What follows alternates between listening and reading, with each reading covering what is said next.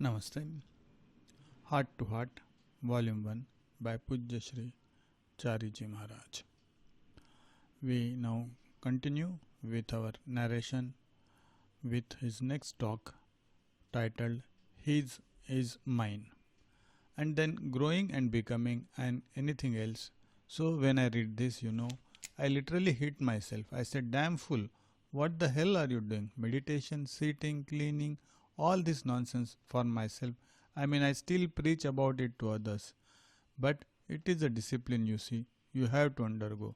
So when I went to Shahjahanpur, it so happened about 15-20 days later, I just, sat next to Master in that folding chair of mine, put my hands on the hand of his chair, hut, uh, hit really on his lap, and looked very soulfully into his eyes and said, Babuji, when I was printing this book, I had a revelation.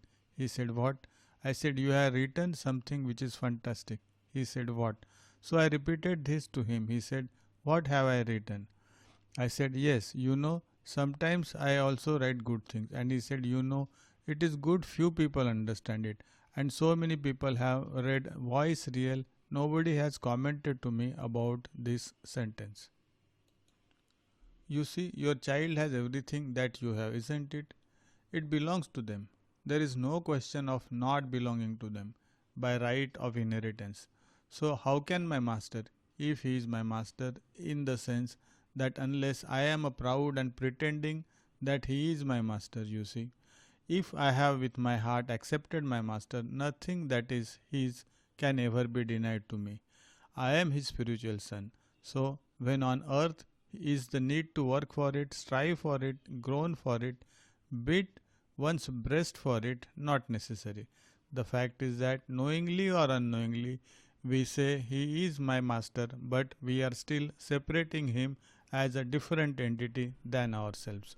We don't feel that oneness of being, you see, like a child feels with its mother or father. Therefore, we have to strive and struggle, and he has to give. Now, this idea you can support with the return of the prodigal son.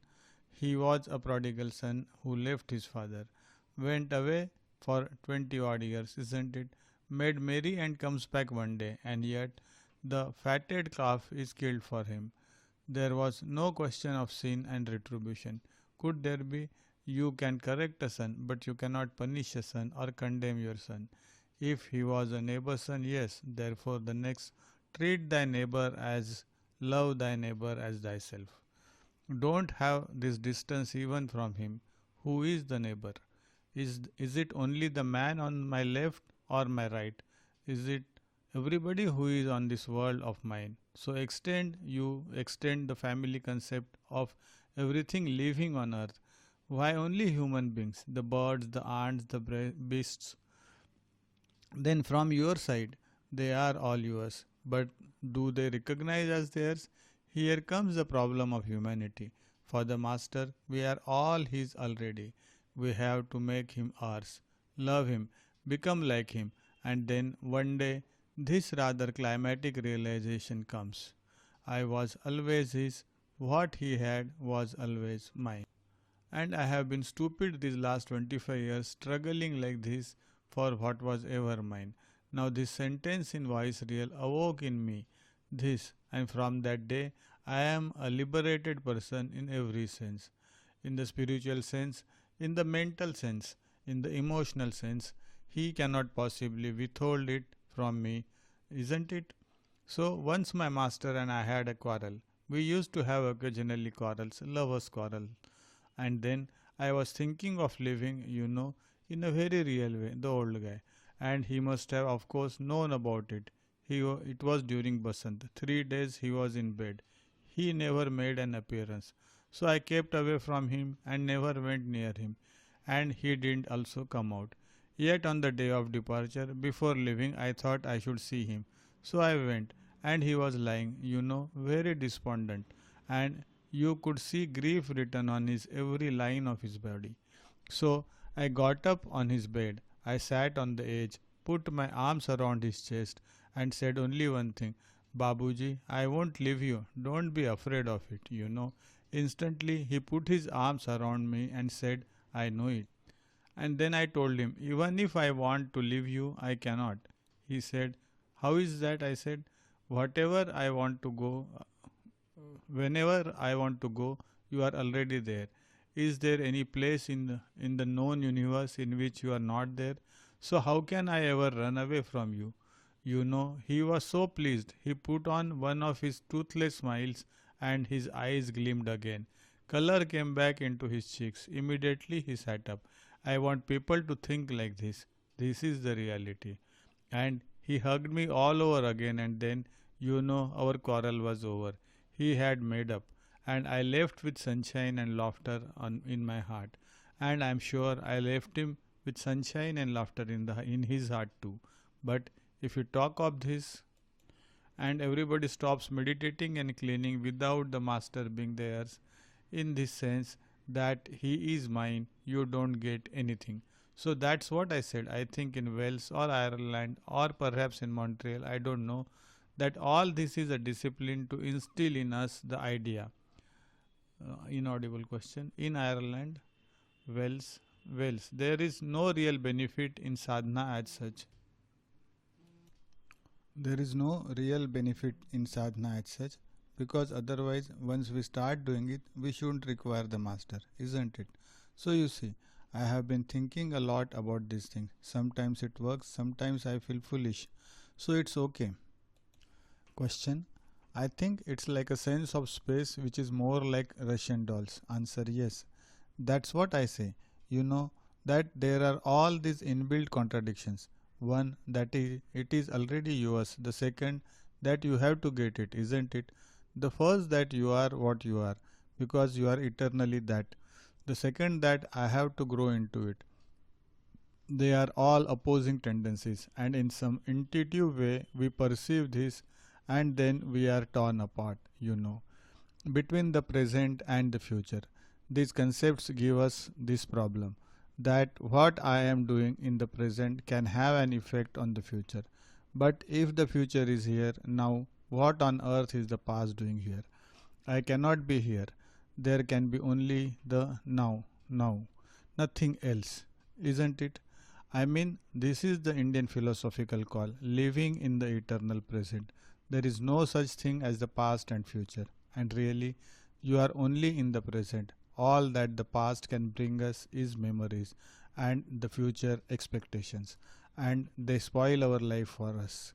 They condition our efforts, they condition our attitude, they condition our inventiveness, genius. Oh, yesterday I did this and failed. Suppose I fail again. And the man is talking to himself. They play heck with us. The past, this past and the future. Too late. Answer. It is break in tape. In Towards Infinity in the old edition, there is a mistake, which I have corrected in the last edition in Babuji's lifetime with his approval, because I came across the mistake when reprinting it in Madras, and I didn't print the picture in it because the picture was wrong. What they have done is this A B of the first point they have taken as 2 points, and they have covered 13 points, but these are really 1 point. So there is 1 point missing Towards Infinity. Then when I went to Shahajapur, there was a group of persons in the house with Babuji, and suddenly one of them started talking in Hindi and said, Babuji, he has been messing with your books. So Babuji got quite upset. He said, what is it you have been doing? I didn't recollect at all. Then suddenly I realized, aha, Towards Infinity. I have changed this. I have not changed anything in the text. I only added one word, sub to point, and made it sub point. Sub point 1 and sub point 2 of point 1. Then I said, can somebody bring me one copy of the first edition and the copy of the new edition? They brought it. Then I read it out to Babuji, and he was sitting like this on the dais. He stood up and went and sat down. Everybody else was dumbfounded. They were prepared to crucify me on that. This was, I think, in 1977 or 78. Just when this opposition led by B and all these people had started, then he said, This is wonderful. You had done a research work on my work. I said, it's nothing so grandiose. I just missed a point. And he said, very good. You see, this is what I call original thinking. And then he said something which put everybody to shame. He said, people have been reading this book for 20 years. Nobody has discovered this mistake. I was enormously pleased, proud as peacock. Then I said, Babuji, that is not the end of it. He said, what? I said, in your picture, one point is missing. These there are these are one point, you see A and B. You have delightfully left a point without putting it in the picture. Where is it? You think over it, I said. You are the master. He said, all right, you also think over it. Next morning, we met in the cottage and he said, have you discovered the point? I said, Babuji, no discovery. But I can tell you what I feel. And I located the point for him. He said, that is exactly right. So I erased the whole drawing and located the point which was missing. Therefore, you have this confusion between efficacy and infinity. Question, no. Answer, not that, then what else? Question, well, because I don't know this heart thing and this head thing, you know, where the heart region and the central region. Answer, oh, that's very easy. Give me some paper and pencil. Something really big, like children draw. The first point is here, second point, third point, fourth point. The progression is like this, fifth, which we avoid like a plug. And from here we go like this to the sixth. From here begins the mind region, which won't be in the heart region. This is supposed to be the Atma point, the point of soul. This is fire, water and air. So this thing comprises the heart region. So until this is crossed and the person is brought up to this point, he is still subject to the cycle of births and deaths. Liberation is reached only when here, where the mind region begins. Now if you see the top of the head, the mind region starts here. Then you have here the occipital prominence. This is supposed to be the mind region. This is supposed to be the cosmic supermind. And this is the central region. So the progression is like this here and then like that and down the back to this point culminating here, going up like this. So we have the three distinct regions. This is the old thousand petal, you know, the Sahasrar we call it, with which traditional yoga stops. These further things are the researches of my master. Thank you. Question, thank you. It was here, it was confusing somehow. Answer, now this was the point which my master had very delightfully left out. This I changed and raised hullabaloo and finally got me pats from my master. I think he was genuinely pleased that day. I mean, other times he was pleased, but he must have been quite happy that somebody has, you know, when you can discover a mistake in the work of the master, it means something. Intellectual arrogance. Question, your privilege. Answer, not a privilege, but well, a father is pleased when his son can point out mistake in his work. Hi dad, that's not the way you should do it. On one side, he is a bit hurt too. The other side, he is enormously pleased that my son is able to correct me. Question, thank you very much. Answer, I think we should all take a little walk. Here we conclude this talk titled His is Mine. In the next talk, Spiritual Wine will commence in the next narration. Thank you for listening.